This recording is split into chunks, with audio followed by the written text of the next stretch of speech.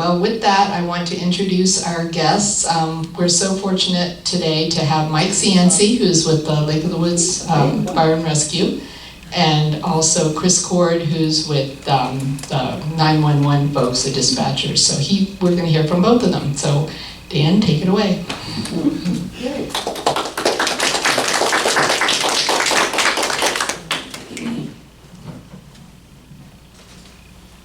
So that was good, and nice correction. So Mike is my brother, and we do have some family history that goes back, so easy slip up there. I'm Dan Cianci, been volunteering with Lake of the Woods Fire and Rescue for a number of years, and our public information officers group are in charge of putting some community outreach programs together, and they have this slide that's, I think, perfect for what we're looking for.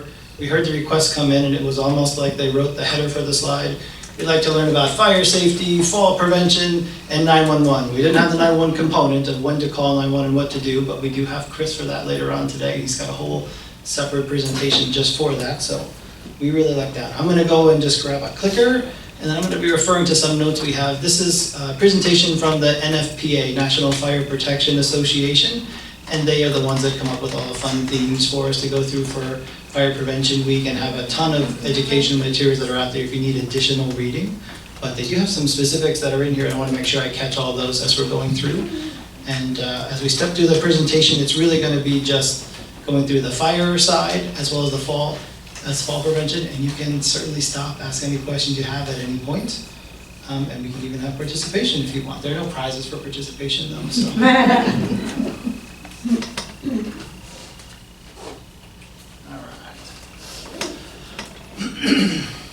Okay, and so of course we're going to make this as open as we like here. So just a little bit about Lake of the Woods Volunteer Fire and Rescue, in case you don't know, haven't heard of us, haven't had to use our services. We are hosted up at the front of Lake of the Woods Parkway. We are a separate volunteer organization, and we do provide fire and rescue services. Additionally, just because, as you know, Lake of the Woods is a major pocket center, there's a large volume of residents here. We additionally have paid staff career that works out of Orange County COFEMs. You'll see it on the red trucks that are out there. Right. County of Orange Fire and EMS staff, a medic unit that's up there, and that helps provides additional coverage for some of the extra calls that come out, because it can be quite a challenge. If you have 2 calls and the medic's already out on one, that second unit is likely coming from Mine Run, or even from the town of Orange, maybe from Spotsylvania. So we provide additional coverage to support and supplement them. Lake of the Woods Fire and Rescue used to run 24/7. It's hard to keep members in that are volunteers, so we do as best as we can. And we're trying to get our coverage up as great as we can, but it's great to have that backup from County of Orange. I'm in a meeting, so I'm gonna have to call you back. So, all right. Anyone experienced a fire in the home? Yeah, maybe little one? Okay. A little, yeah, bathroom only. Bathroom only, that's good. Okay, and that's gonna be one of the tenets that we kind of focus on. If we can contain this fire, you can keep it. If you can close doors, we're gonna hear about that in a number of slides today. But it's gonna be the best way to keep a fire from being a bigger problem if we can sort of isolate it. All right, so today's fires are just a bit different than they used to be. We don't have as many fires, luckily, but here's the problem. The fires are burning faster than they did 40 years ago.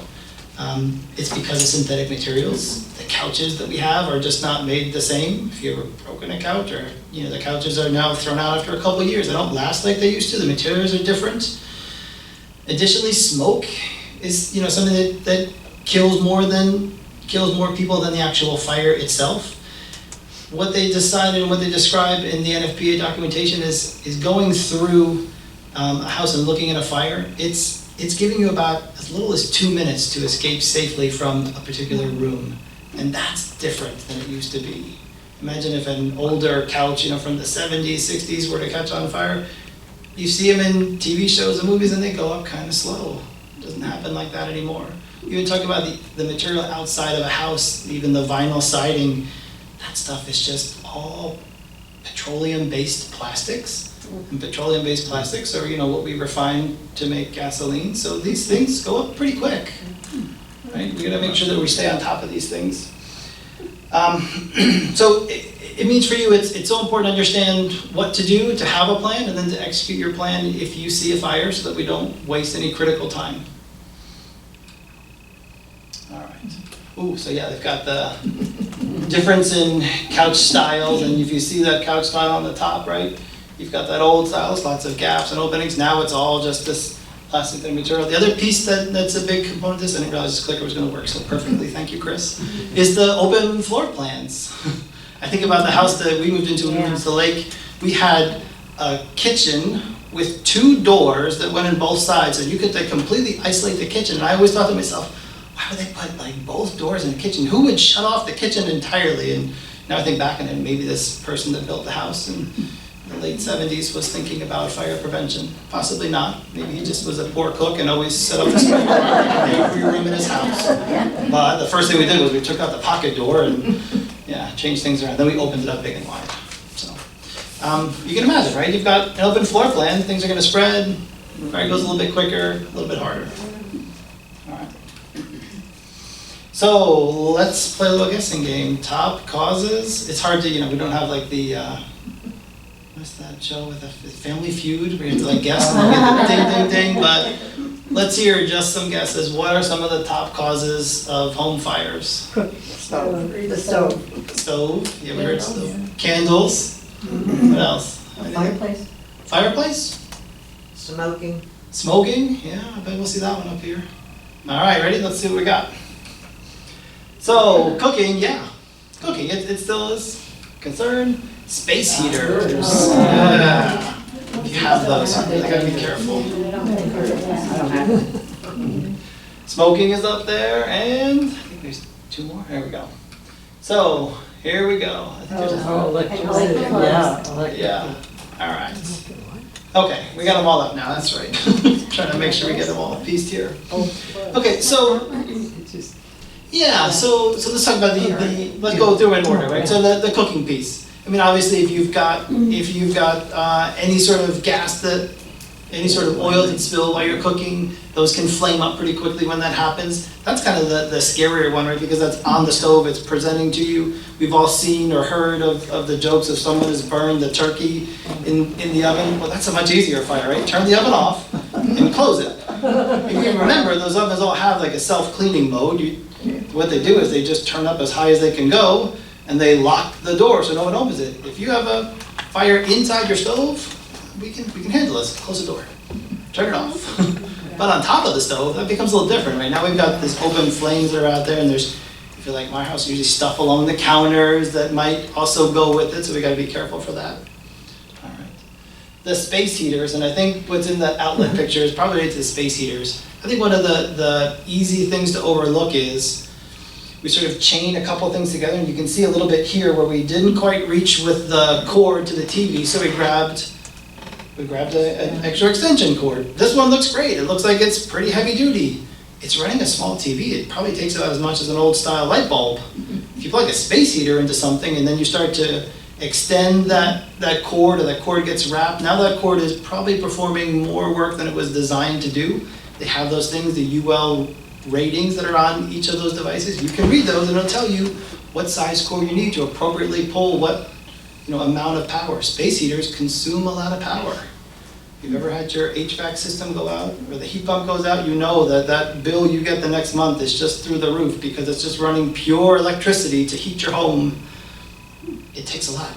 From an HVAC unit, that's all great, thick, heavy gauge wire. But if you take a cheap extension cord and try and plug something that doesn't belong there for too long, you'll feel that cord heat up, you'll feel the device heat up, the plugs heat up, you'll draw through the wiring in your house. Imagine the last time that's been looked at. We all have older homes probably, right? It's not something you think about every day as you go through this. Well, I wonder if I can just plug in a microwave here, and I want to put an air fryer in, and I'm also gonna plug in a toaster oven, and I just want to, it's Thanksgiving, I just got to get everything out at the exact same time. You plug in everything, and it runs off of one circuit in your kitchen. Talk to the neighbors, see if they're not home, if you can use their stove, you can keep something warm next door. A little bit safer to do than to overload one particular area. All right, smoking in the home, it is a big concern, right? Having Smoking in the home, you sort of, if you've seen people with ashtrays near the beds, that's always a big concern when we go in for service calls. One of the things we like to mention is, if we can move this away from oxygen sources and away from the bed, right? This is just easy to throw something away you think is completely out and it's not. So, all right, and candles. Especially as we come into the cooler months, there's a temptation to leave a candle going. Make sure you extinguish candles before you leave that area of the home. All right. Okay, if you smoke, smoke outside. So let's see, smoking materials include, this is why I want to read some of these slides, like almost verbatim, sorry. Smoking materials including cigarettes, pipes, and cigars started an estimated 16,500 structure fires reported to U.S. fire departments. This is dated as of 2016. That's a lot. Those fires caused 660 deaths, over 1,000 injuries, 372 million in property damage. Smoking materials caused 5% of reported home fires, 23% of home deaths, 10% of home injuries, 6% of the direct property damage. Those numbers kind of speak for themselves, right? If you smoke, smoke outside, a little bit easier. Make sure you have a place to safely dispose of cigarette butts. I think you've probably all seen too, if you've seen the little smoke stands outside of buildings, sometimes those catch fire as well. Right, let's put things out safely, correctly, and then kind of move on from that. All right, oh, sorry. We have up here. So deep sturdy ashtrays, wet the cigarette butts, never smoke in bed, and never if there's oxygen near the home. There you go, you've got even a 1 foot radius for any candle that you have around there. All right. Okay. So heating is the second leading cause of home fires and home injuries, and the third leading cause of home deaths. And I've got some stats. Local fire departments respond to an estimated 48,530 fires involving per year. Oh my gosh. Okay, 48,530 fires involving heating equipment per year in 2014 through 2018. So I think it's worded kind of poorly. You didn't get that many each year. It's 48,000 between those 4 years. That's a lot, right? They talk about over 500 deaths, over 1,300 injuries, and with heating issues, you've got 1.1 billion in direct property damage. So some of the causes for this are, right? What could you leave that might be too close to a space heater? Depends on where you put this. If you're heating in your living area because you've got some power outage, right? The first thing that comes back on, you plug in the generator, you decide you want to try and put the space heater on. Is it near any rugs, near any carpets? Is it near a couch? Anything on the walls? Anything decoration-wise around the holidays? Our house is always fully decked out with decorations for holidays. There's all sorts of small trinkets around everywhere. All these things need to be considered and moved, right? So we don't have anything. So keep them at least 3 feet away from anything that can burn, including you. Shut off and unplug heaters when you leave the room or go to bed. We get that they're needed. They can really warm up a nice area that maybe doesn't get enough heat, but you don't need to leave it running. You don't need to leave it plugged in either. So there's always a little bit of power draw that can occur there. So just take it out. It will be the reminder as you leave the room to turn it off. How about a dehumidifier? So a dehumidifier is, usually pretty good, but the recommendation for just saving money is usually unplug things that you don't want, that you aren't using in that room at that time. A dehumidifier you're probably going to run almost year-round, though. Not year-round. You're going to run it all summer long. Yeah, maybe have them in the crawl space or a basement as well. So you can leave those running. This space heaters really have a bigger power consumption. Yeah, totally different, but just the appliance. Yeah. If you're not using an appliance, you can unplug it. It saves you electricity. Yeah. Even when they're not connected, there's always it's like an octopus of plugs, because all of my kids have tablets or phones and school Chromebooks and other devices need to be plugged in. I love if we can just walk over and unplug them one at a time, right? Or just the whole block of them. Be nice. All right. Okay. The heaters go directly into an outlet. Running them through these extension cords, again, that's one of those causes. You're going to overrun that extension cord. So If you've got a space heater you're trying to heat up, you're not snaking it through a couple different rooms. That's especially when we get concerned, and the ratings are there. The gauge of the wire that's out there is listed clearly on those. So they describe for you, it's not what it's recommended for. That's when we have problems. All right, so stay in the kitchen when frying food and cooking on the stovetop. Never leave cooking unattended. We've seen recently, some of my family were sharing a video of this guy who was helping to mix some stuff with a KitchenAid mixer. Long, baggy sleeve shirt got caught right in that mixer. So consider it, right? It could happen, especially come up to holiday baking cookie season time, right? There's no point in having long draping clothes if you're going to be especially cooking with hot surfaces. A lot of us here don't have gas, but you could still easily flame up and you could have something resting on the stovetop. On our glass stovetop, it's always a mystery as to what burner was used last. So no one should touch them if there's anyone that's out there, because you just don't know. You put your hand somewhere there to rest, and that's a hot burner that was most recently used. We burned a couple placemats that way, that cooking mats. So, keep a lid nearby. So we talked about this with the stove, right? If you're baking a turkey, it catches fire, you can close it. If you have a flame up in your pan and you have a lid, you can put that right on top. Right? A fire needs some oxygen, so we just smother it out that way. That's what we're doing, taking away that fuel and that oxygen source. Don't cook if you're drowsy from alcohol or medication. Hey, yeah. So if you leave that kitchen even for a short time, have someone watch or turn that burner off. Right? They have crock pots, which are a little bit safer to use than cooking on the stove and leaving that all day and going out somewhere and hoping that nothing is going to happen. Consider a crock pot. That's what they're almost designed for, right? Set them and forget them, because it's a little bit easier to manage than the stove, which can draw all that power and can have enough heat when you're cooking the stove, you're boiling a chili or something like that. You can set that wrong, it can bubble over, and now you've got stuff that's bubbling over onto the hot surface. That's where these things are gonna start to flame up, right? All right. I thought this was an interesting one. Use lightweight and manageable pans. I thought that was a good tip. But if you've been in my house, we have the heaviest, copper bottom things that are out there. So do your best, right? Let's deal with what we can manage. Ask for help when you need help. I think would be the better takeaway from that, because nothing better than like a really solid stock pan. Just get help.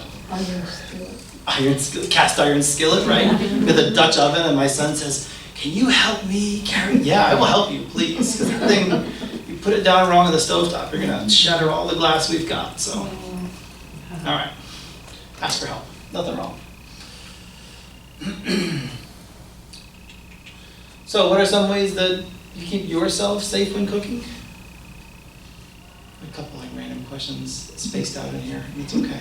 I put baking soda by the stove if I'm doing any kind of frying, which I don't do very often because I get so nervous. Excellent for grease. I keep some, usually I have to remember to bring it out as I start grilling, because nothing worse than a flame up on the grill and it just ruins everything, so that's good. So it's baking soda? I would say that Does my that work? Instant Pot has saved my pots and pans.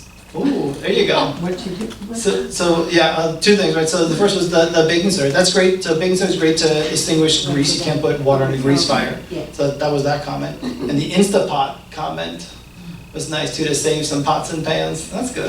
Yeah, because it is so easy to have things get scorched or whatever, so having that Instant Pot has really been great, because I can go in the next room and do things without burning. Excellent. Yeah, there you go. My son discovered a rice maker. He's 12 now.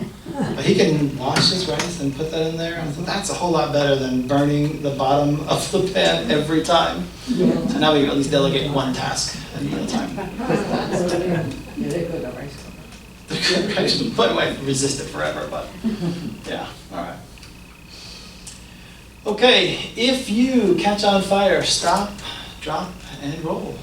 You've probably all heard this advice before. Anyone catch on fire before? We're talking about this. I don't know if anyone outside of, in the fire and rescue service knows anyone that has actually caught on fire. But this advice is appropriate here, right? So the reasons why we talk about it, right? If your clothes catch on fire, you're not gonna run, you're not gonna fan the flames, add extra oxygen to that.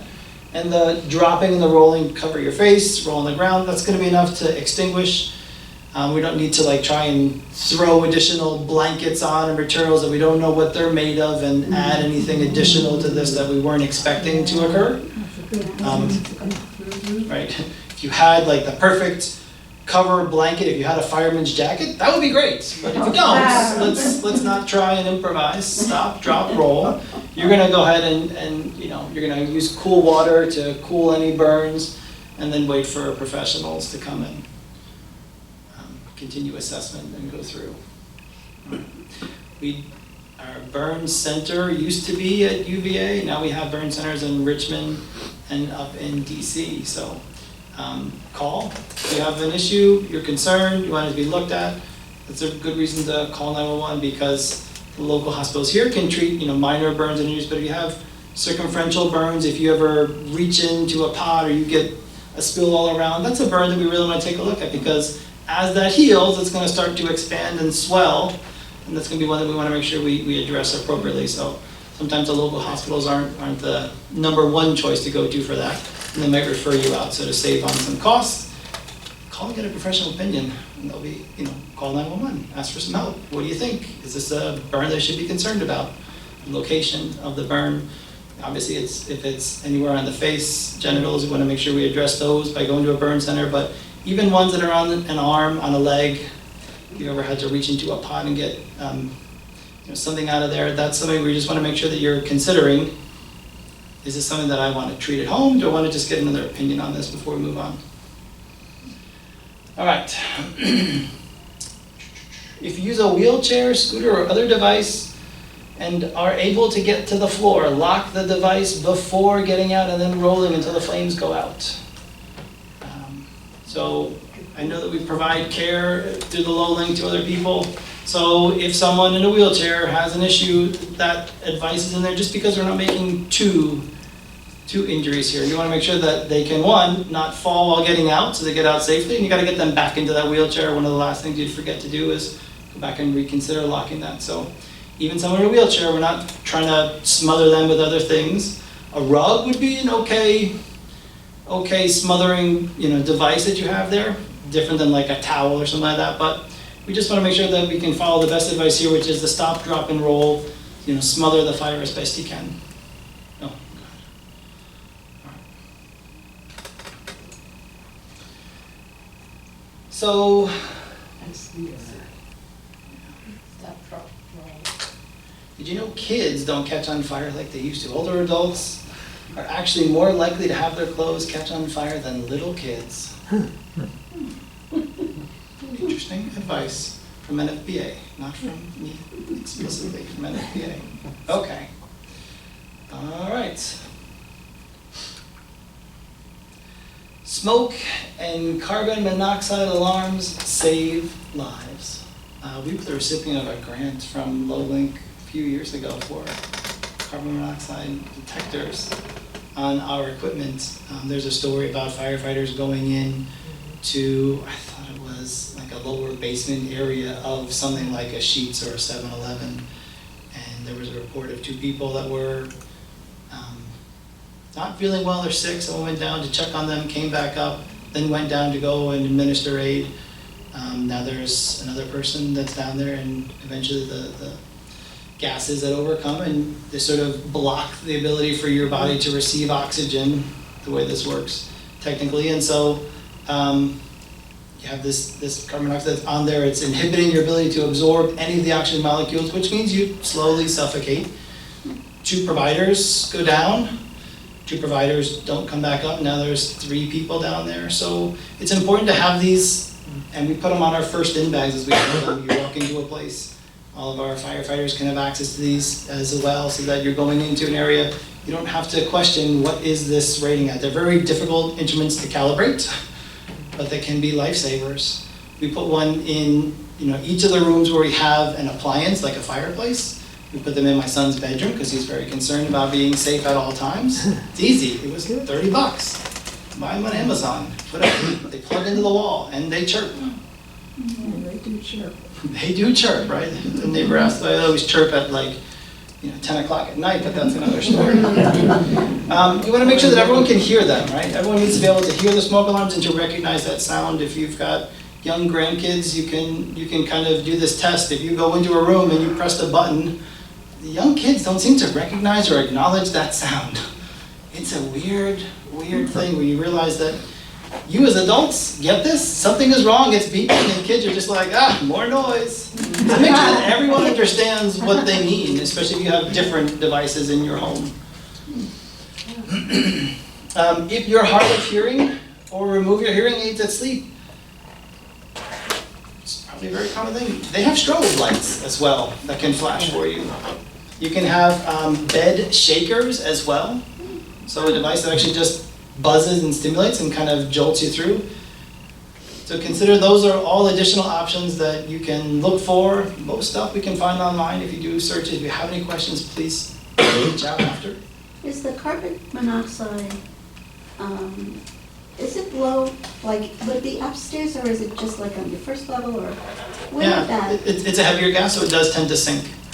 It can't sink? Yeah. Okay, so it's on, so I don't need one upstairs especially? I Yeah. just need one in, Yeah, you do. Well, so we have one upstairs because we can close a door to the downstairs. Yeah.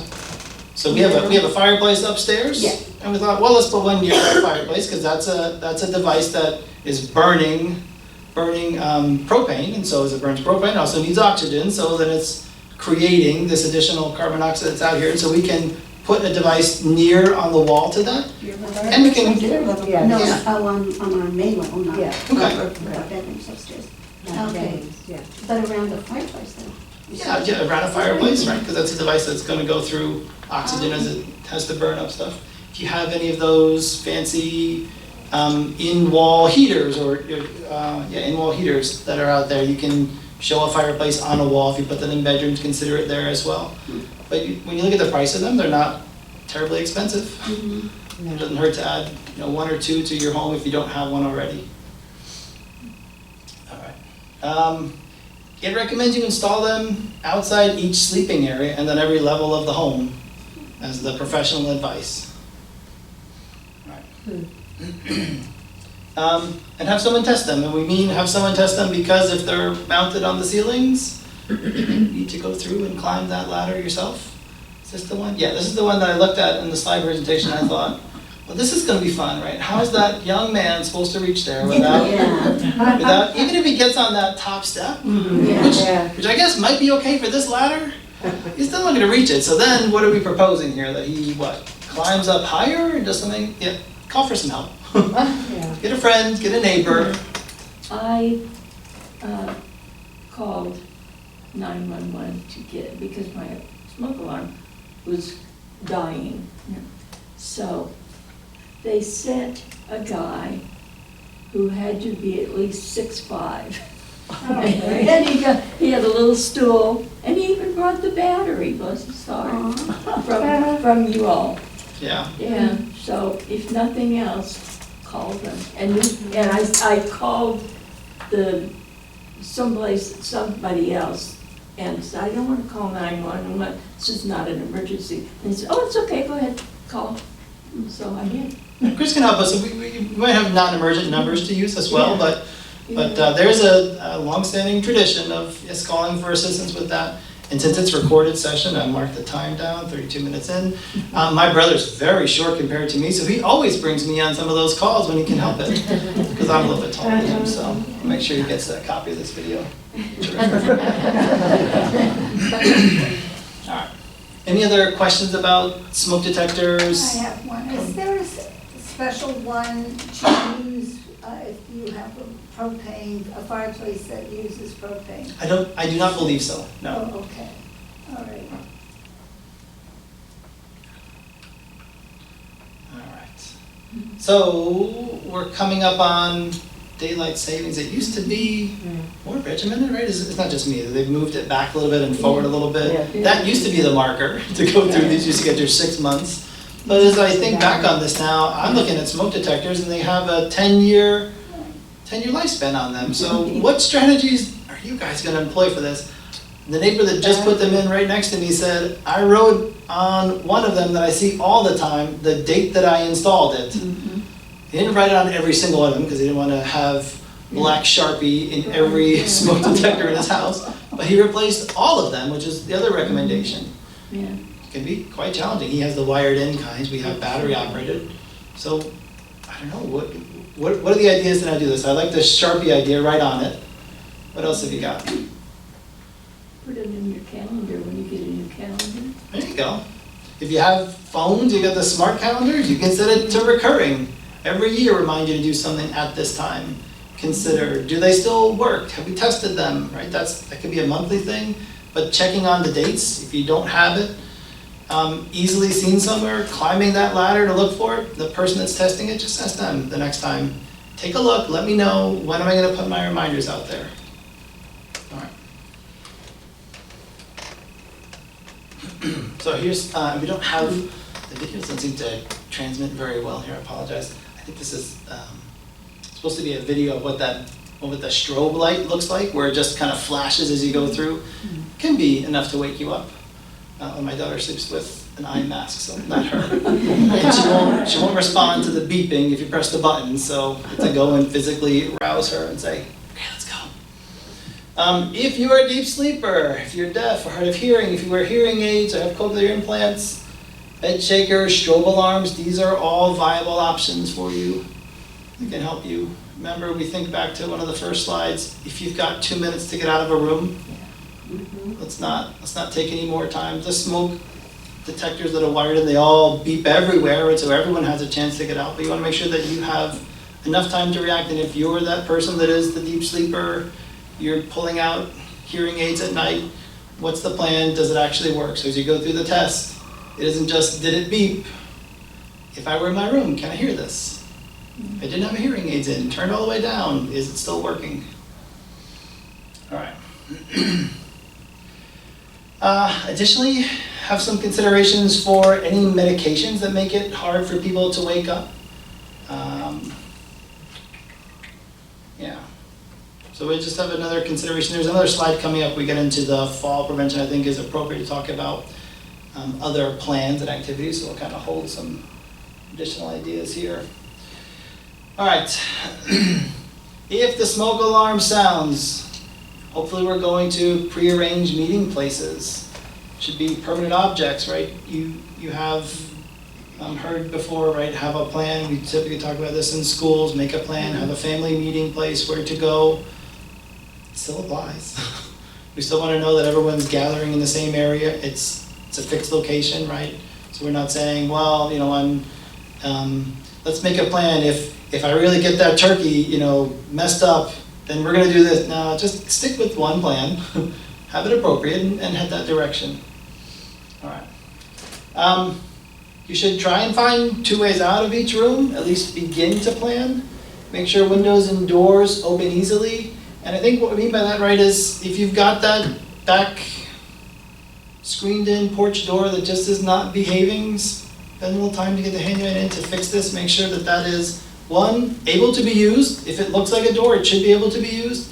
And it's cleared, right? So that someone can go in and out from both sides of this. It's not at the time we need it, say, okay, now we're gonna move the fiscus tree or hibiscus that we brought in and that weighs 75 pounds. Now we'll start to slide that over, and you don't have time for some of those things. So don't be blocking exits that are out there. If the alarm sounds, get outside and stay outside.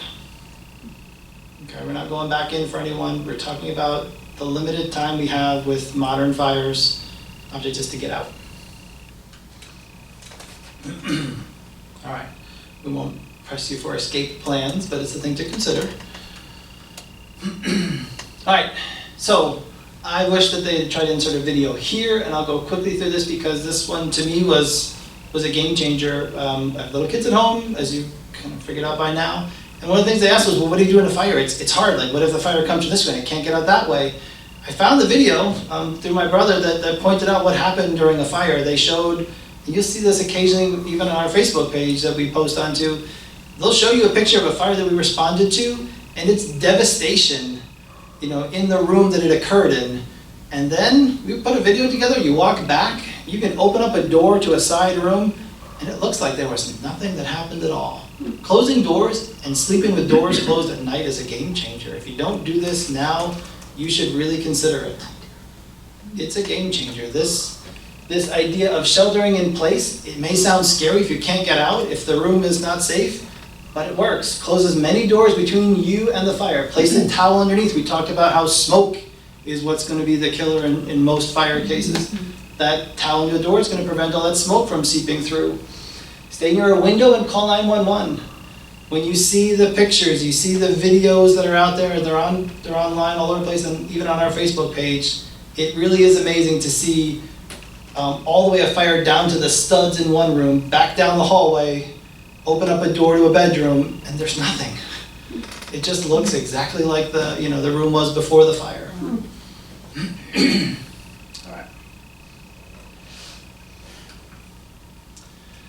All right. Our local emergency number is 911. It is not the front gate guard shack. They are access control officers, right? Sometimes, as a person that works fire and EMS, we call 911 when we get the dispatch and say, can you help us arrange for a lift assist with someone? It's a great use for them. But if you have an emergency, the number to remember is 911. Chris's team is going to activate many people to get you the right resources. Some of those people may involve Lake of the Woods security and the front gate office that's out there. But that's a trained professional decision that needs to occur. So we have to remember your numbers. You don't have somebody in the fire station all the time? No. Really? No, sometimes when we're all staffed, we just like to go out for ice cream. Oh. So you can call the fire station all you like, but I'll be down over at Icebox Creamery having ice cream with the radio right next to me, and that works out for us, right? And so the 911 number would get to you? 911 number At the goes ice cream store. to Chris's team. It's a countywide dispatch. Oh. And that's important for us because you think about other things like not just fires, choking that happen.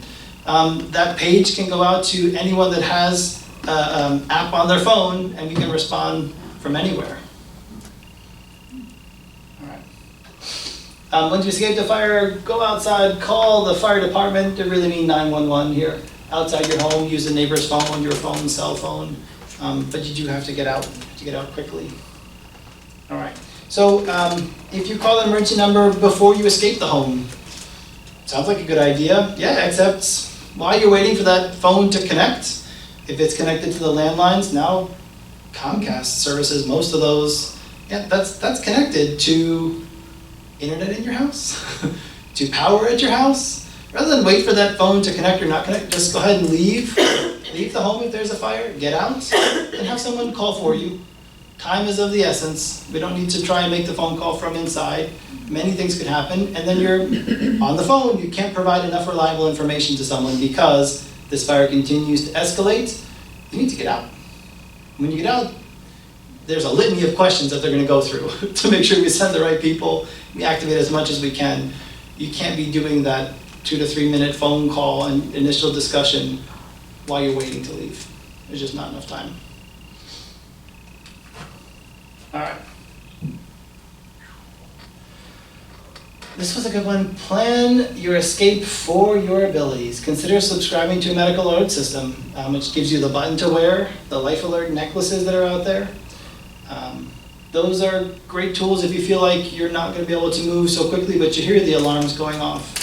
So let's acknowledge that not everyone is going to be quick, nimble, agile, and leap down out of their bed, fly across the room. If you need additional assistance, that's a great tool for that, and that stays with you, that pendant that you wear, so you can continue to make your way out. You don't have to worry about going to find the phone, grabbing it. Maybe if they don't make corded phones anymore. I feel like that last slide was meant for a corded phone or something. But they make cordless phones.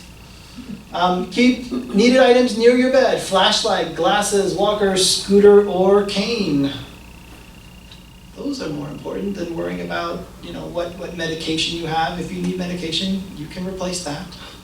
But if you don't have things near that you need, if you're not going to be able to see, because in the morning you always get up and that's where you go, you walk to the kitchen slow. Now let's keep more things that you need with you, so you're able to make that escape safely and quickly. All right. And so, again, if you are confined to a room, so we're talking to people that you go out and you see, if you feel like you can't get out, what can you do if you're not gonna be able to make it all the way out? We're gonna close the door, find a towel, push it underneath. You can wait. You can wait. Let's make sure we activate 911, and then let's close that door, prepare.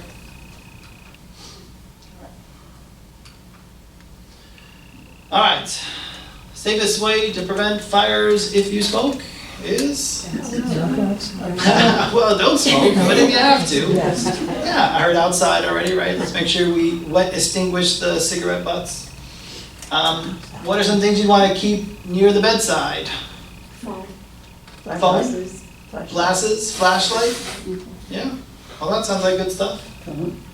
There's one more, scooter, if you have a wheelchair, a cane, something to at least move you. Right.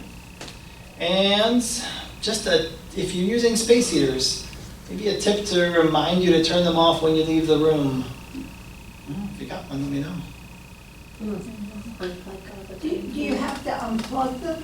Yeah, I recommend you unplug them. Also, I'm curious, I had an electrician tell me I couldn't plug it in there, but I can plug it in there. So how do I know that? I mean, how do I know which plug? Well, so the electrician probably based that advice on either the volume, the load that's already on the existing circuit, maybe the age of the wire that's out there. Yeah, so they've got terrific insight. It'd be impossible for you to tell unless you had that similar kind of background. Definitely listen to that advice, but probably that comes from the idea that this is already used by somewhere else. This is a more dedicated circuit. Think about how you have, if you have a second freezer, right? You have a dedicated circuit just for those. He probably found something just like that for you when he made that recommendation. You know, if you blow a fuse, Yeah. Does that mean that it's overloaded or it's dangerous? What's the So this circuit might breaker? not be perfect for my brother to be here because he is a master electrician, Oh, this time in the Navy. Oh, Some of those causes, because I get the lecture from him, can be, right, that it is overloaded. You're pulling too much through there because they have a rating on the fuses. It could just be a faulty connection that's in either side of the plugs, where you plug into the outlet or you plug into the appliance. Something like that could be happening as well. It's kind of hard to tell exactly. You should definitely have it checked out though, yeah. especially if it occurs often. It's overloaded, the circuit breaker turns off automatically. Yeah. Yeah. Yeah.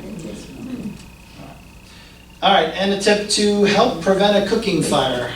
So we know that if there's a turkey on fire in the oven, we're all just going to close it on top of the stove. Yeah, got a lid nearby. Or the baking soda, I didn't know that. The baking Yeah, soda baking works. soda. I have a question. When I had my fire, my door, my oven door was closed, but the bottom element was on fire and the door was closed. So I opened it up, because it wasn't that big. I did put baking soda on and it was okay, but if you're telling people to close it, if I have a fire in the oven, the fire's already in the oven when the door is closed. Is that unusual? Because it's the element, the element. Yeah. Smother it? The doors? No, but Yeah. it isn't going to allow anything else to seep through. So typically what we see is like someone has a turkey and that's, flamed up, Yeah. drip to the side, and that caught, and then it's just able to burn whatever other materials in there that's combustible. Your fire was in just the metal itself, so it's non-combustible. You are kind of stuck. You have to go to the circuit breaker and turn that off. But the advice would be easy to recommend to say, well, just tell Yeah, everyone, if dig you that have a back fire in in. there, at least we can contain what we have. Same idea as the doors, closing to Yeah, because bedrooms. when I did open it, it got a fire, I put baking soda on, and then I turned off the circuit breaker, so. Yeah, I called perfect. the fire department. Get out, I gotta call my dog first, yeah. Yeah, they'll follow Yeah. you. Yeah, They'll follow you, leave the door Yeah. for a pet, otherwise we'll close the Yeah. doors. All right. I'm dragging here, sorry, Chris. We're going through. All right, so let's talk about falls. Unfortunately, they're common, but we can avoid them as much as possible. We've got some tips to go through in the next sets of slides here. So you can describe falls as preventable injuries, and my wife's a physical therapist, so she'd definitely like to say that falls are preventable injury because you can train your body, your mind, and you can clear obstacles in your home so that we can avoid most of this. You don't have to do more than you're feeling up to for the day, right? So they're not really an accident. If you think about a lot of falls, it's a preventable injury. So let's not overdo it. Let's take our time and go through a number of these slides and kind of see how we might be able to go through this. 1 in 3 older adults will have a fall, sending 1 in 70 to the emergency room. And the first fall doubles your chance of a second fall because you get that fear of falling. Fear of falling leads to, well, I don't want to do as much. But then you got to do something. Your decreased activity level during that time means you're not using your body. So now your muscles are atrophying and you've got this. Okay. Well, that was good. Flip it over. The decreased muscle tone and coordination puts you at a more increased risk for a fall. So it's a cycle that comes back around. It goes through. So what do? I love that you guys had the walk just last weekend, right? A walk. Stay active. Stay as fit as you can. Exercise.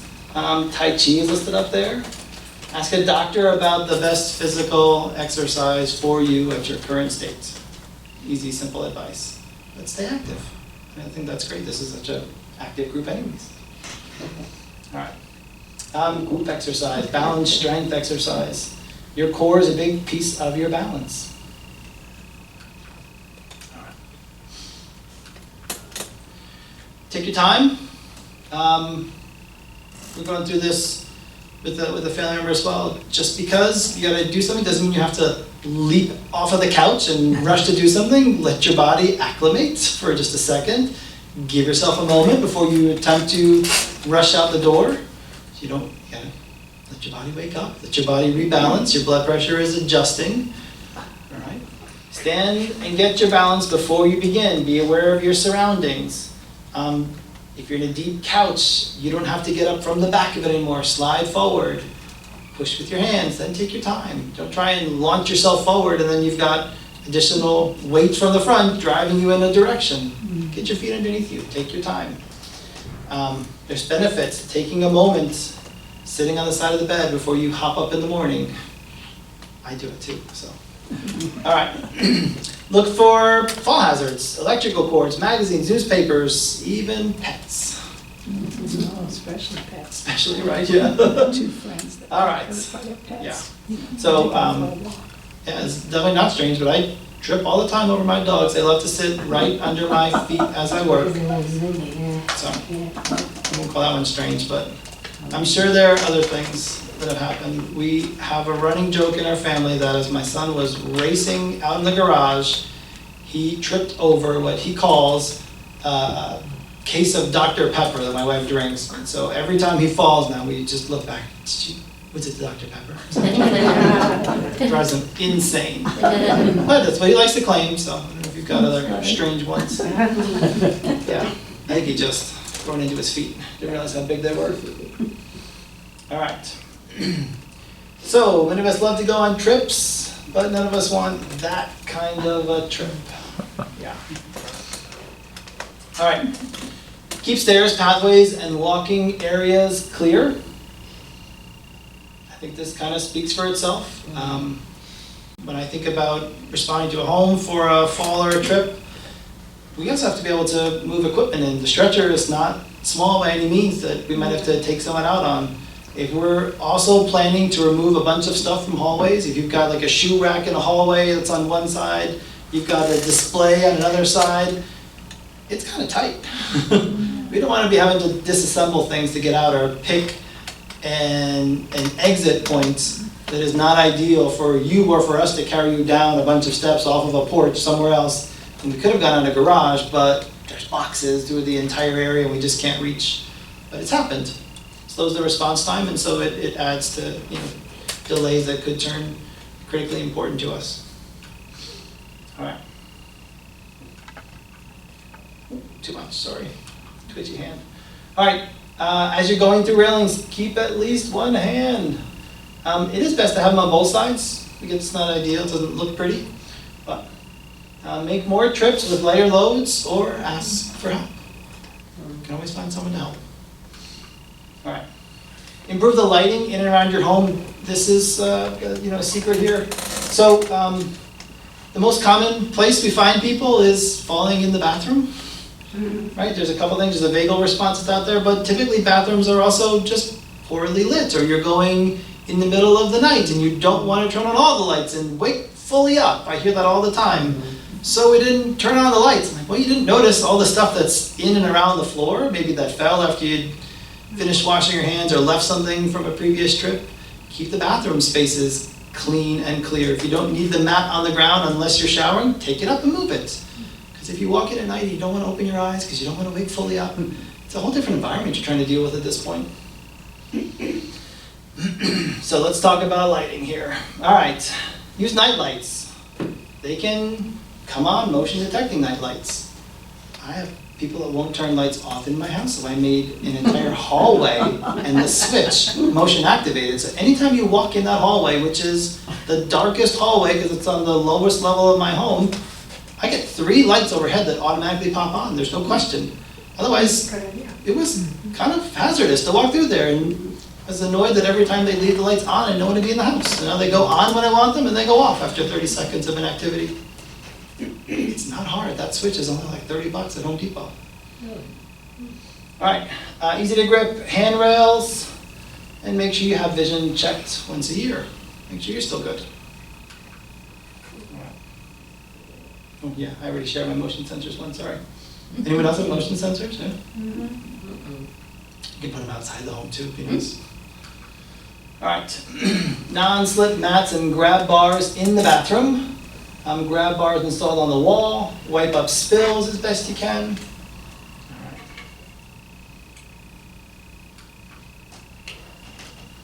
right. Anyone have other things besides mats and handrails they've done in bathrooms to keep them safer?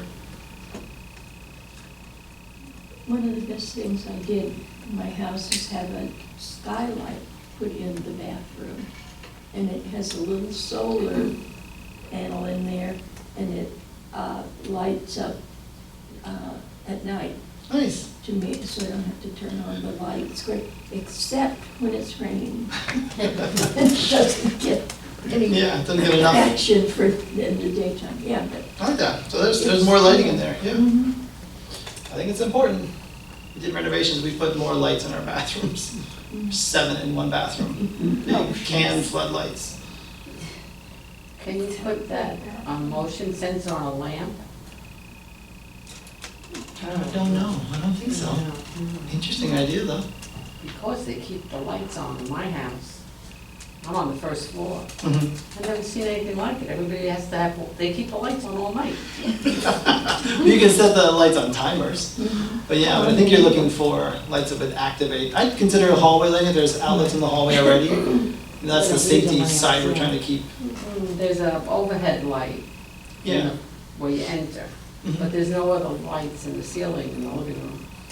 Yeah, you can put them on the wall, they make ones like this, they're kind of like the bathroom night lights. You've seen those. Just get a couple of those and throw them on. I don't know, I want to do something because I wake up in the middle of the night, go out and turn the light off, in case they come up, they want to have the light on. turn it on, yeah, everybody's turning it off. Maybe I'll get one of those motion sensors. Yeah. Steps would be a good spot to have motion activated ones, and they make battery operated ones. You can put them every couple of steps along the way. We have a very dark set of stairs. There's only one light all the way at the bottom, so we put a couple more higher up, especially when we have visitors come. It's an unfamiliar home. Beware of uneven surfaces. Throw rugs may have some rubber backings, smooth any wrinkles that are out there. If you've got any renovations done, different levels of flooring to watch out for as well for trip hazards. All right, and definitely ask a friend to help with snow removal, ice removal, stairways, walkways. Make sure those are treated. You may not be going out, but you may be getting an Amazon package. You may need help or assistance from someone else. It is important to keep them clean. As you get older, you tend to drop your toe down when you walk. This makes it easier to trip on things. I can hear when I walk through my house, I'm already dropping my heel. I can hear a screech every time I put my shoe or walk into a different room. One of the things you can do to help with this, right, is consider different footwear. I think this slide is coming up for it. Let's see if I don't steal the thunder here. Yeah, here we go. All right. So low-heeled shoes with a non-slip soles are the best. Safer than the high heels or thick-soled. What we mean though is, if you look at these shoes I've got on, there's not much of a heel to them, but I've got way more comfortable shoes that I wear when I walk around the house. That heel is like, it looks like it's this much thickness to it. It's because I stand on my feet most of the time when I work from home at my standing desk. Well, it's not the safest, and I can hear it as I walk through the house. It's a little chirp every time I go into a different room or I turn quick. That's an example of a shoe that I would not recommend that you wear if you're feeling like you're not picking your feet up as you walk all the time. Especially as you get older, that toe drops. That's gonna lean you forward. You're gonna trip on the beginning part of that. If you're in a heeled shoe as well, you're already pointing downward to begin with. Do you have a question? Oh. All right. So, do you have to give up style for safety? It keeps you out of visiting some of the hospital, or having someone visit you in the hospital, maybe it could be a little worth it. That high, yeah. Yeah. All right, choose safety over fashion. Hanging around the house. All right. Whew. We know what the worst thing is. Good trip, fall. One fall leads to the next. One fall leads to fear of falling, leads to decreased activity, leads to muscle atrophy. We don't use our muscles as much. Then we can't physically walk, get around as well as we used to. You're more at risk for the next fall. All right. So it's important, have a list of updated medications, put a copy on your fridge. We have some tags. I'll look and see if we can put maybe we can do a handout for you. We have like a file of life that's out there that even covers things that you want to know about DNRs that are out there. I should have brought some today, I didn't think about it until just now, I apologize. But that would be a great resource to have. Yeah, I work with the neighborhood watch and then they give them, I give them out to my section anyway. It's hard to keep them up to date though, if you think about Put a separate piece of paper. Yeah, but let's, Yeah. let's do something, so we know at least what we're dealing with, even if it's a historical thing. Okay. And then I think great on the bottom is the emergency context, healthcare provider information. Okay. That's in the file. All right. Consider medications that might make you sleepy, more prone to a fall and accidents. Some affect your balance.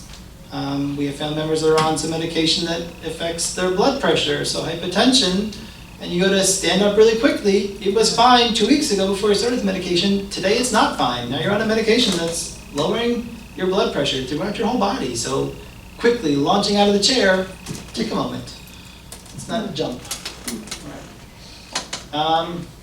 There you go. Consider interactions with alcohol, drugs, and take medications as directed.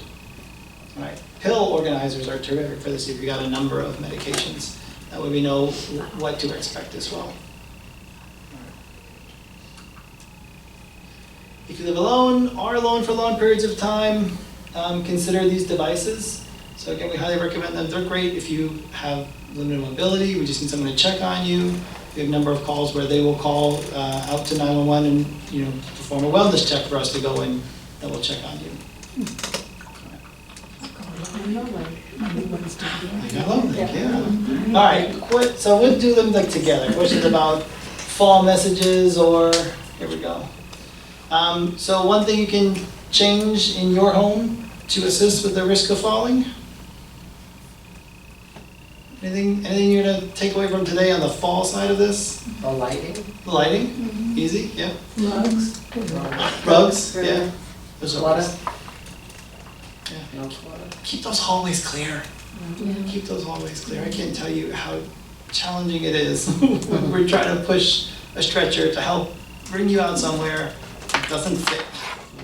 And the only way through is up 5 stairs as opposed to this, it's an entryway right up in the garage. You can use 1 stair, but the garage is filled with stuff that we can't get through. Yeah. Why does regular exercise reduce one's risk of being injured in a fall? Your muscles. Your muscles are in much better shape. Yeah, better stability. There you go. All right. Our fall prevention program is targeted folks age 65 and over. Things change as you get older. Yeah, things change, your body changes. A fall, you know, we talk about Reaction time. Yeah. reaction time.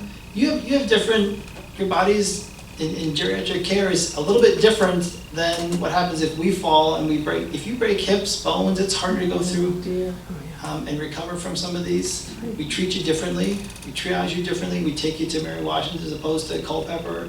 If we notice that there's a serious fall, they've got, Bone density too. yeah, bone density, they got different care. We've got thicker bone It's density. out there. So it's very important. It's a scary thing to go through. Some people, you know, continue on that cycle and it's challenging. So do your best you can to avoid it. I think things like the walk are terrific. Staying active with friends is great, but just please be active as best you can and carefully, slowly, consult your doctor before you start. All right. If you've got additional questions, we'll push you toward the website. You can always reach out to a friend here if you need some help. We have contact pages for us. And we'll hear from Chris a little bit about, you know, from the smoke detectors, maybe what that standard practice should be. I think we've got a loose memorandum of understanding here on how we operate. You've also got your low-link resources as well. And so they're out there. I'm going to go ahead and post a copy of the original of this slide up on our company webpage. So you can pull this down. And then I'll also send an email of this one to you if you want to distribute that, but you have then both resources. So I think it'd be easier That's gonna than. be on that website? Yeah, I'll put it on our company website. I don't know where to hide it. It's a bad thing because I'm the website admin, so I'll try and figure it out later, but maybe I'll do this while we're hanging out in the back here. Any questions for me? Yeah. It's really your question about picking someone up that falls. Oh, yeah. Yeah, because we've had that experience. How do you pick someone up that can't really help themselves get up? Talk to your therapist. Yeah. So Where's your wife? talk to my physical therapist wife. Yeah. Right. Yeah. Yeah. So the challenging thing, right, is determining if that's an appropriate person to move, right? So, I mean, if you're concerned, if there's any concern, right, if anyone's hurt, anything is going on, then you want to make sure you call, right? Because we're going to consider what might have happened to them that is causing any pain, any referred pain, any tingling or numbness, right? So we're going to kind of want to clear them from being injured. We always walk in and say, we have a sick person and a not sick person, Yeah. right? A person that's on the ground, they could be a sick person that we need to figure out, you know, what happened to cause this. And then we go through a number of different techniques to move them safely after we've cleared them. Sometimes we put sheets underneath them and then we can use a sheet. And that's usually a two-person lift. So we get one person on each side and we kind of balance them around. People are heavy, especially people that have fallen, they're going to be able to help themselves in any way, shape, or form. If we take you up and down stairs, we're going to tell you, hey, keep your arms on we'll do all the lifting from here. Please don't reach out or touch anything. We've got stair chairs that can help glide you from one floor of your home to the other. Which reminded me of the one thing I was complaining to Chris about. If we feel like we're having difficulty temporarily, if you're injured, you have a knee surgery, have a foot surgery, consider relocating temporarily to the first floor for easier access. Think about it from the perspective of now we don't have to climb stairs every time we gotta go around. If there's a fire, it's a lot easier to get off from the first floor. If you need additional services, I don't have to bring in a stair chair, this thing that weighs 70 pounds and allows me to slide you up and down, and it's kind of like a wheelchair but has treads on the back. I don't have to carry you from one floor to the other on the chair, on the stretcher, or in a Reeves stretcher, which is like this really rigid thing, and it can be quite uncomfortable. So consider, what would it look like if I got hurt? Do I want to be here in my comfortable bed up on the second floor? Can I relocate for a week or two until I get on my feet, feel more steady and feel more comfortable? Maybe that's a consideration to keep in mind as well. I heard a story about something that happened here at the lake. Some woman fell, and another woman tried to help her get up, and she fell. Yeah. That happened to me when I was pregnant. I was so heavy, I was like 180 pounds, and I tripped. Oh. And this little man, little Italian man in my neighborhood, nicest and elderly, came over to help me, and he was right down next to me. Yeah. I forgot about that. So, How do you help someone that's fallen? Leave them alone. Comfort Comfort and compassion, and let's assess the situation together and figure out what's the best thing to do. Was the person unconscious when they fell? Well, a friend of mine was just finishing up like cancer treatments, and she came over for dinner, and when she stood up, she kind of like passed out a little bit, not dead out. Yeah. And I didn't know whether to, I called rescue right away, but I didn't know whether to help her sit up or have her lay flat. You would just, you Whatever's really more just. comfortable, right? Oh, okay. Yeah. So I mean, if they're conscious, they're with it, right? We can just ask Well, I them. did. What are we gonna do? Yeah. There's many times where we go in, someone's fallen, and I have to make the determination, right? Sick, not sick, and then I say to my partner, let's plan for how we're gonna move them. I'd like to have 2 sheets, one for here, one for there. I want to go under the arms. I want to do a full body sheet. So I just sit and I'll hang out with you while I send them to do the heavy lifting of getting all the materials we need, getting a stair chair, pulling the stretcher around if we're gonna need that. We're gonna sit and hang out and talk for a little bit and be compassionate friends and wait until we have a plan in place. Yeah, okay. But what if they're really not hurt, they just need to get back on their feet? How do you help them without injuring yourself? If you feel like that's a concern, I think it's a good time to call for some help. Yeah. Yeah. You don't know if they're hurt or not. Yeah. And We don't I'll want just to. make a comment that I can attest to Dan's skills, because I had the same thing. My mother, ended up on the floor. She didn't appear to be injured, so you'd think, oh, I don't want to call 911, but there was no way we were getting her up either. So we finally did call 911. And then, as Dan had mentioned, they did call security, so somebody from security was nearby, they came over, and that still wasn't gonna happen. And we were fortunate to have Dan himself show up next, and use the sheet method and everything. So I think what we're hearing is, don't hesitate to call 911 if you think that you might need that help, because trying to help somebody out. Yeah, so anyway. 2 people is a whole different situation than Yeah. 1, right? Yeah. All right. Well, thank you for your time. I appreciate it. I'm going to disconnect, and next we're going to hear from Chris Cord, Director of the Emergency Communications Center at Orange County, to talk about when to call 911, other 911 tips, and to promote, is it Smart 911? Yep. Smart 911? Okay. Thank you for your time. I appreciate it. Thank you.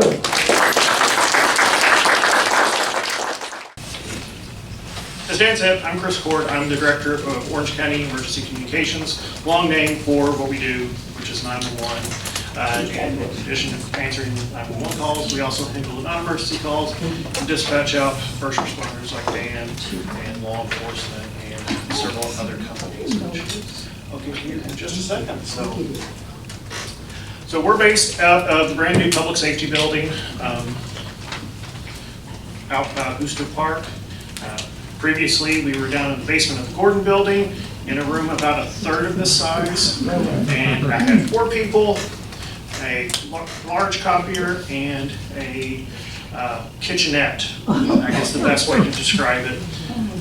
And so now we're in a much nicer facility, much nicer room, and my people actually have room to move around.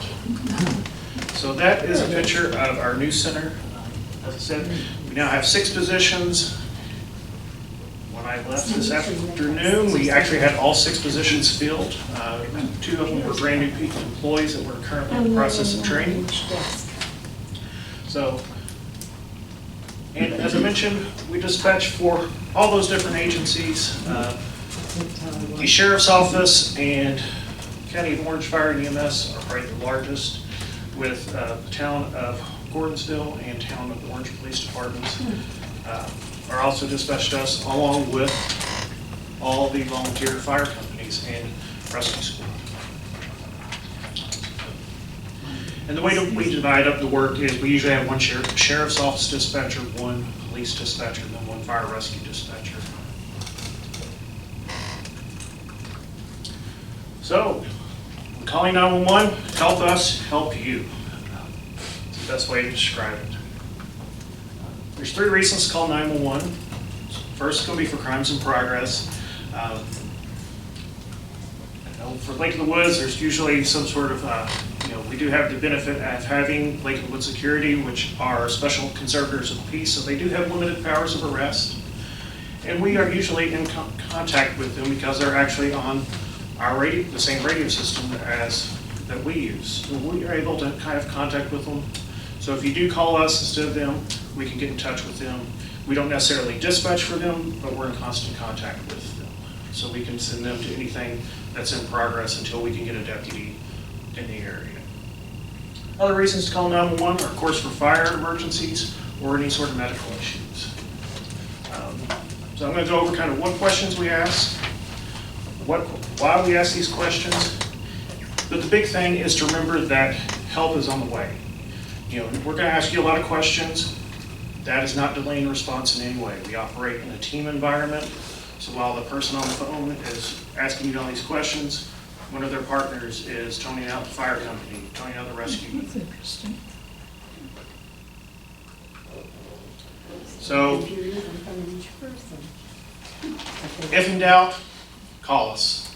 We'd much rather come out for, you know, the smoke detector that's going off for the fall, that you think that no one's injured. We'd much rather err on the side of caution and get, you know, send someone out to evaluate the situation. You're not going to inconvenience us. That's what we're here to do. That's what why people like Dan volunteer for the fire and rescue squads.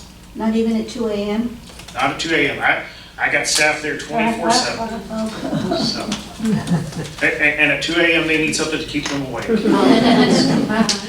can only drink so many Red Bulls. So yeah. And if there's any question, just go ahead and call 911. We're not going to scold you even if it's a non-emergency, because whether it's an emergency call or a non-emergency call, it's going to be the same person answering it. Question Yes. for you. On a couple of occasions, we've had falls here in this building. And the vehicle that comes is the red vehicle. Did that vehicle have to come all the way from Orange here? It depends. So it's... Or it could have been somewhere else and had to come here?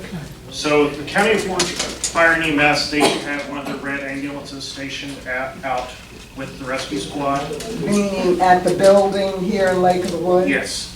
So if they're in quarters, or, you know, they're at the station, it was probably them. If not, it was potentially one from Mine Mono, or it could be one from... Well, in both of those cases, it took a long time for the vehicle to come.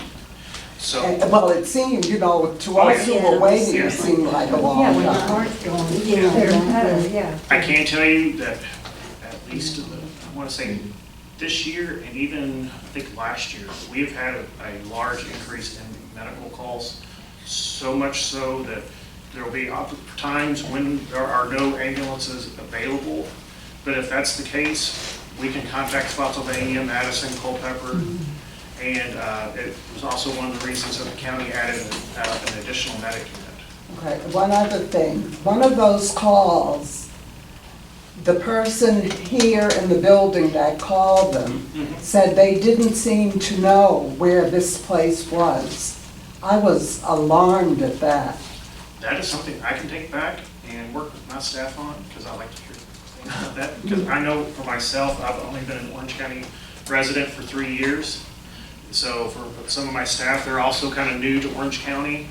So that's, you know, any opportunity we have to get them out and learn the county is a great opportunity. So it could have been because the individual was new and wasn't familiar with. But we do have a lot of advanced mapping systems, so just because they don't personally know where this building is, you know, our first responders are going to know where it is, and they also have additional tools to help them locate addresses.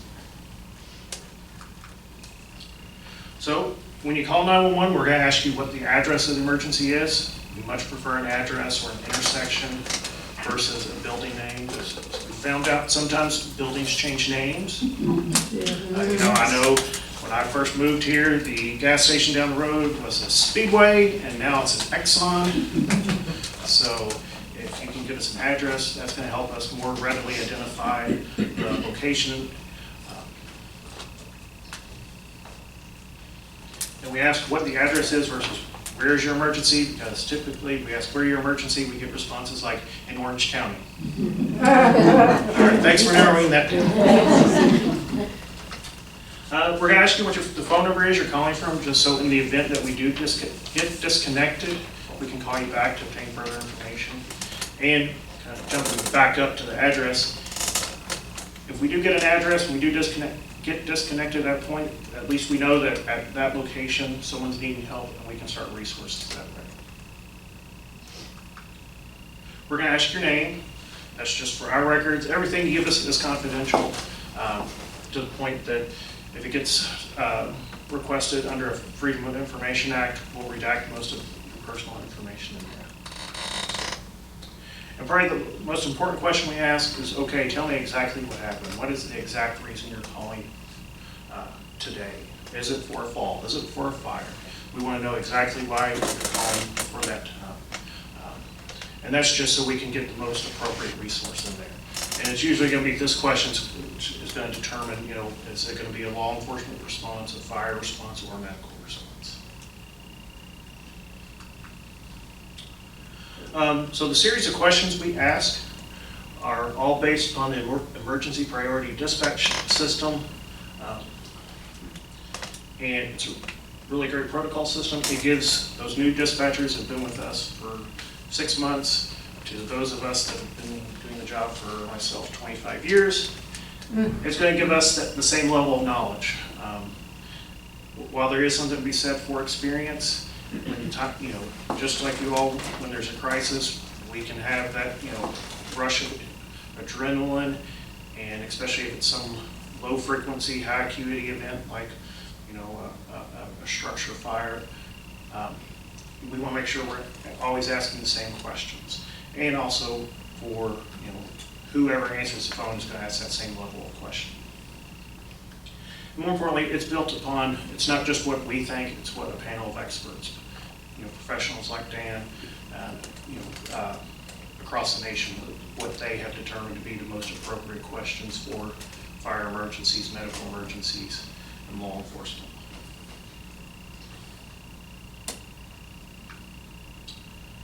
As I said, the call taker is going to verify the address to ensure that we can find you, because that's the most important piece of information we need. We'll verify your name and phone number in case we have to call you back, and as I said, it's all confidential. So some considerations to keep in mind: call us first, not a friend or a family member. If you call us on accident, which I've done frequently here, stay on the line and let us know. I'd much rather you stay on the line and tell us it was an accident, because if we do get a hang-up call, we then have to call you back and potentially send law enforcement out to check the scene. And as I mentioned, we're here 24/7, 365 days a year. Much like the post office, neither rain or sleet or snow or dark or night's going to stop a call from getting through. So we're always there. We're always there'll always be someone there to answer the phone. And call when you're having a problem. Don't wait.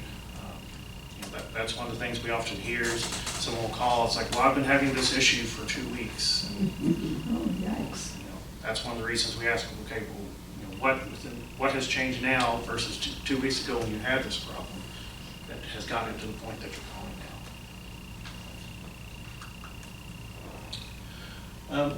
So that we get 911 calls predominantly through two different methods. Through either a landline call, that's your home, typical home phone, and when you call from that, we're going to have the exact location and callback number. We're going to verify that information just to make sure it's accurate, because that information is relying on the phone companies, and much like any private organization, they're not always at best at record keeping.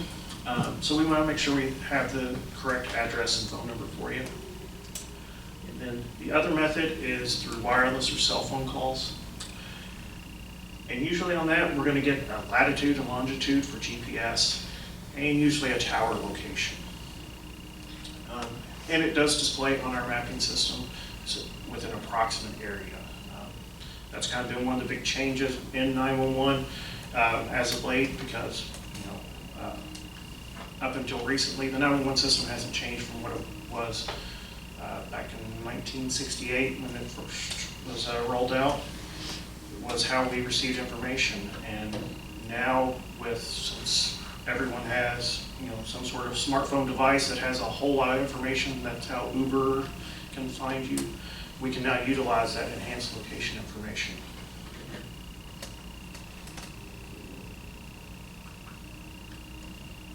And we can also text. That is a relatively new feature. We just recently updated our system, so we can, it's now a lot easier for someone to text us than for us to text back. We do ask that if you can call, but if you can't, text.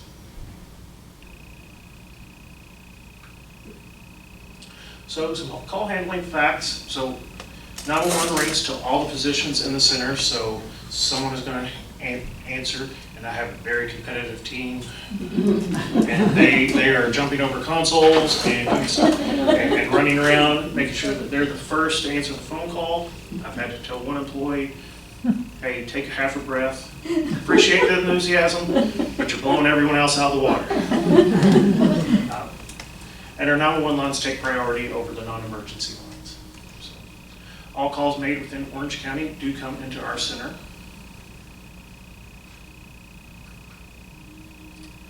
So last year we had just shy of 12,000 911 calls, or about 33 a day. Oh, wow. And for non-emergency calls, did just over 60,000, or 167. Wow. And there is our non-emergency number, 540-672-1234. What does that mean? What, a non-emergency number? If you need to call us, but it's not an emergency, you know, if it's, I'm trying to think of it, you know, you come out and find someone's rifled through your car, you know, that's, by all means, you can call 911, but you can also call the non-emergency number since there's no immediate danger to life or property. I can't read it. Sure, it's 540-672-1234. Yeah, I have it. Yeah. And as I said, that number is going to go straight to the dispatch center, and it'll be, you know, whether it's 911 or that number, it's going to be the same person that answers.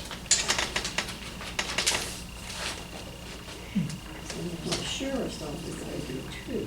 Yeah, the sheriff's office is going to take you through a phone tree, so Okay. it's just easier to call. Because I have that memorized and I don't have the one, yeah.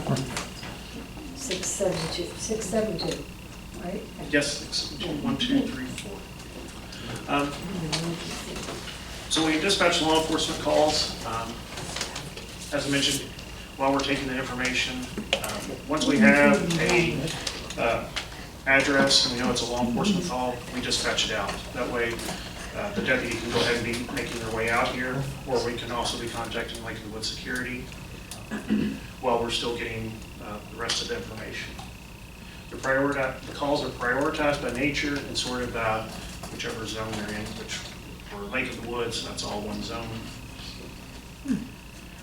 Crimes against people take priority over crimes against property, so, you know, in the event you do have to call, we're going to tell you an officer will be dispatched as soon as possible, and that's just based upon, you know, if, you know, while you may have a property-related crime to report, if we have something that's involving a person, or, you know, a fight or domestic, you know, they'll be going to that call first before coming to do a priority or a report-based call.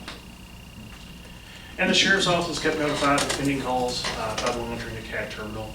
It says at the public safety building, but they also, I think for now, just over 2 years, they've had terminals in their cars so they can see calls as we're putting them in.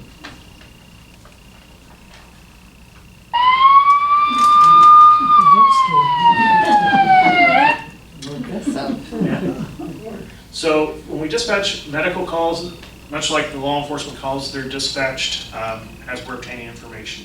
You know, our goal with them is to get the ambulance out on the road as soon as possible. So we'll dispatch them to a pending medical call.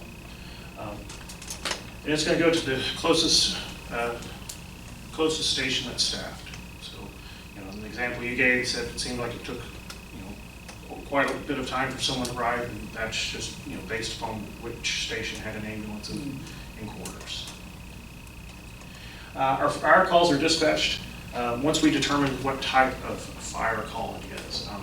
And that's all based upon, because, you know, a structured fire is going to get a different number of apparatus than, you know, a brush fire or things like that. So they have to know what sort of equipment they need to bring. But again, once we have the basic information down, we realize they're volunteers and they, it's going to take them a few minutes to get to the station, so we try to get them out as soon as possible. And one of our standards is we try to dispatch fire and medical calls within 90 seconds. So once 90 seconds after we have an address, it's being dispatched out to units. And usually we're meeting that. Usually, I think the most I've ever seen is 90 seconds. 3 years I've been. So, any questions? So connectivity with phones, do you ever have that issue where you're like, could you repeat that? I have that all the time with my AT&T phone. I mean, I've got an iPhone, but I always have to go to one chair in my living room where I don't have to repeat myself. I'm the same way in my house. I live in the town of Orange. That is an issue that plagues all cell phones. Absolutely, you're on a cell phone. Yes, yeah. yes. I can tell you when I leave work and I drive down Bloomsbury and turn on the 20, that is a dead zone. I can tell you my father knows all the dead zones in Orange County, and he lives in Kentucky. Because I'm calling him, and I'm like, hang on a second, I'm getting to a dead zone. So he goes, oh, you're almost home now. That's right. But again, for us, that's why location is so important. If we can verify the address, you do move out of that chair, we at least can get someone started to you. Right. Just visualize myself in a fire running to that chair to call 911. I hope that's not where the fire is. Practice. Yeah, and to echo something Dan said, if you do call to report your home on fire, one of the first things we're going to ask you is, can you get out? And if you say yes, we're going to tell you, okay, do so immediately, take the phone with you, and then we'll come back to the questions afterwards. Yes? I'm registered, I have a smart 911. Yes. Tell me about it. So Smart 911 is an absolutely free service that's available to anyone. You can set up a safety profile at smart911.com, and you can put in as much information or as little as you want. And as I mentioned, when you call 911, we get basic information. We get an address and a telephone number, and that's it. With Smart 911 profile, you can put in your name, you can put in any medications you take, any medical conditions you have, your pets' names. You can upload pictures of your family, of your pets. You can put in vehicle information, you can put in alternative numbers. Every year, every 6 months. So that way, if we do, when we do get a 911 call with a safety profile, it will pop up on the dispatcher screen, and they'll have all that information right there. And it can also, we can give the ticket number to Dan and other medics, and they can log into a first responder portal and also have access to that information. So if you call 911, it automatically brings up all the information that you put into Smart 911? Yes. Yeah. Doesn't that have to be renewed yearly? I think it will come, every 6 months it'll email you just to make sure that it's there, that every information's current. And if you choose not to renew it, I think the information will still be stored, but I don't think we will actually see it. So it's smart911.org? .com. Yes. If you call the gate here in a panic, say something's going on, do they tell you to call 911 or do they call for you, or who knows? I think it's probably going to depend who's at the gate. We've worked with them, but they may tell you to call 911, and that would be our preference, is to be able to talk to you directly, because we can get the information we need a lot easier from talking to you than going through some third party, especially some third party who's not on scene. Again, that's why we tell you, don't call a family or friend, call us first. Yeah. Yes? Oh, somebody else already asked. Oh. Yeah, like I said, we work really well with Lakewood Security, and we we have, as I said, have radio contact with them, so, and we can get on the radio and tell them that, hey, we have this going on, and they can also be on the way. Any other questions? No question. But it's also good, because I work with neighborhood watch, that I've told people, and they kind of ignore it when I tell them about the smart 911, because, and I give them the file of life, they have that. But it's also good to have both, because you're talking to different people, and then in the meantime, you'll get someone at your house and you'll see, well, your medications, you're not allergic to anything, there are no medications, whatever it is, because then because they told me they'll just do Smart 911 in that file of life.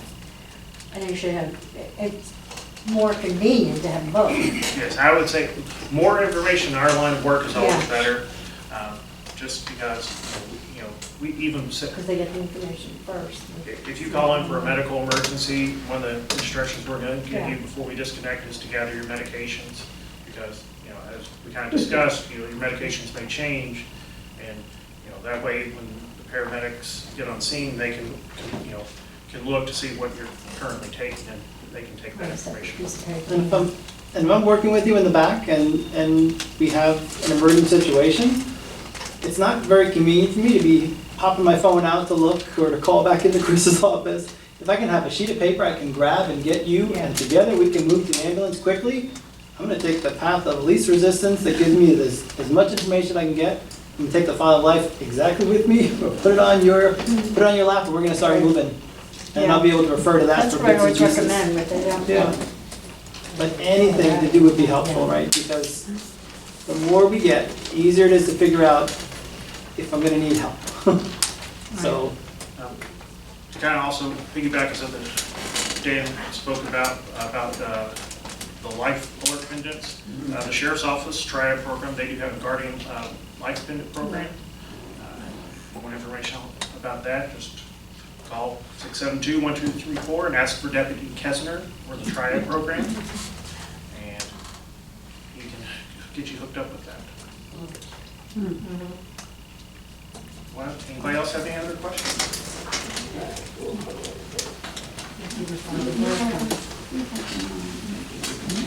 Great, thank you so much.